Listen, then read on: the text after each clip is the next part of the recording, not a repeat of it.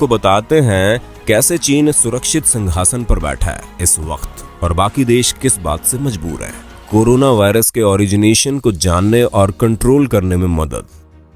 चाहे जो भी कहा जाए, लेकिन सच्चाई यही है कि इस वायरस को रोकने के लिए इसके बारे में और ज्यादा जानना और रिसर्च करना बहुत जरूरी है।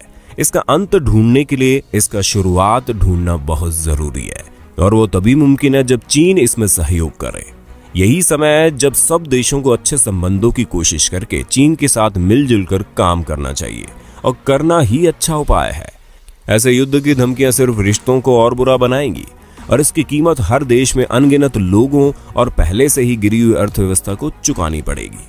हालांकि कई देशों को लगता है कि चाइना ने वहां पर वायरस से हुए नुकसान की सही जानकारी नहीं दी है, लेकिन अगर एक बार के लिए संदेह को साइड में रखकर हम सोचें कि ये बहुत ही सराहनीय बात है कि चीन ने कैसे इससे लड़ाई की और इसे रोकने में कामयाब हुआ।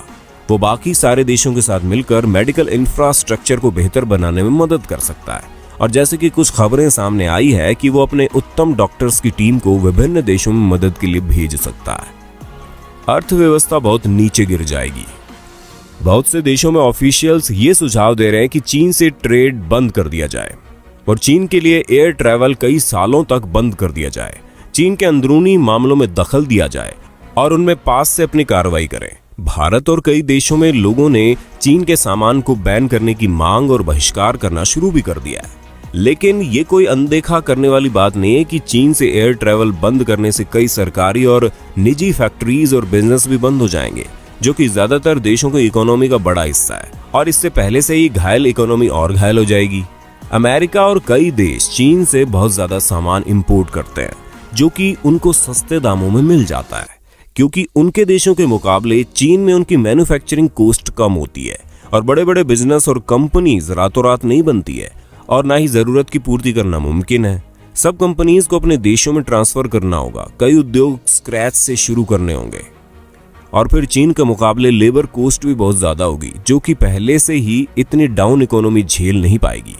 हमारे देश का उदाहरण लेकर हम आपको बता दें कि यहाँ पर सबसे ज्यादा बिकने वाले मोबाइल कंपनीज जैसे कि हुआवी, ओप्पो, वन प्लस और भी कई कंपनीज चाइनीज हैं और उनको बंद करने से डिमांड की पूर्ति करने जितने मैन्युफैक्चरिंग भारत में नहीं है। हालांकि हमारा देश इन सब मुश्किलों से उभर सकता है, लेकिन इसमें कई साल लगेंगे और अभी कोरोना जैसी महामारी में जख्मी देश के लिए एकदम से अर्थव्यवस्था को इतना संभाल पाना मुश्किल होगा और चीन के अंदरूनी मामलों में दखल देना एक छेड़खानी ही होगी और चीन इसे एक बेइज्जती की तरह ले सकता है, जिससे एशिया में मिलिट्री कॉन्फ्लिक्ट होने के पूरे चांसेस है। और आपको ये बताने की जरूरत नहीं है कि युद्ध से देश की इकोनॉमी कितनी गिर जाती है। कोई भी देश ऐसे नाजुक हालातों में युद्ध नहीं चाहेगा और न ही अपनी पहले से कमजोर इकोनॉमी और सुरक्षा को और कमजोर करना चाहेगा। अगर कोई देश आक्रमण कर भी दे तो संभावना यही है कि बाकी देश इसमें भाग नहीं लेंगे। अधिकतम देश चीन के कर्जे में है।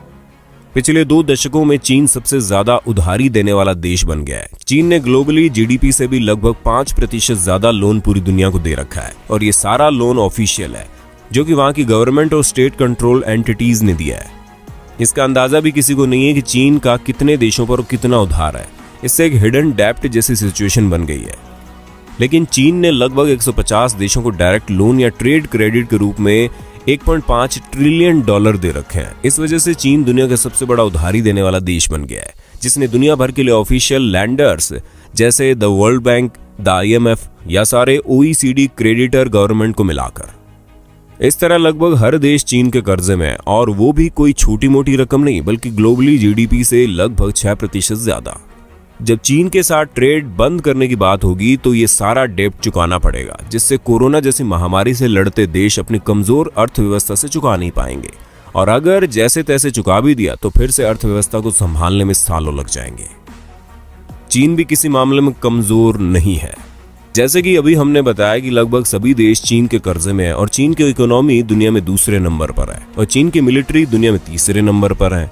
चीन की जनसंख्या 1.3 बिलियन है और वहां के लोग दुनिया भर में सबसे ज्यादा IQ के माने जाते हैं। अंदाज के हिसाब से अगले 10 से 15 सालों में वर्ल्ड में 2 लीडर होंगे, एक अमेरिका और एक चीन।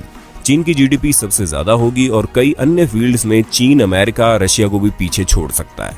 चीन की करेंसी युआन पूरी तरह से चीन की सरकार के नियंत्रण में होती है और वो अपनी जरूरत के हिसाब से इसकी कीमत ऊपर नीचे कर सकते हैं।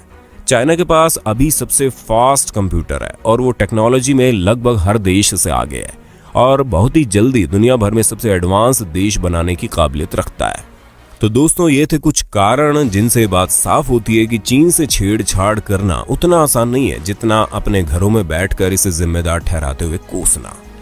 इस भयंकर महामारी के पीछे चीन का हाथ हो या ना हो, लेकिन दुनिया भर के देश बहुत मुश्किल में आ गए हैं और उनको इससे आगे निकलने के लिए अच्छे न्यायपूर्ण तरीके अपनाने होंगे और मिलकर काम करना ही होगा।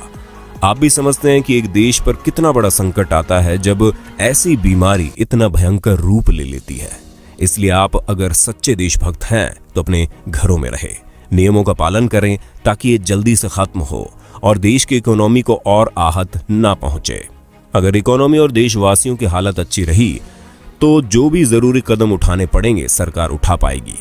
अब आप इस बात पर जरा सोचिए और हमें कमेंट करके बताइए कि आपको इस बारे में क्या लगता है और हम कब तक इस महामारी से निपट पाएंगे और कौन इसके लिए जिम्मेदार है।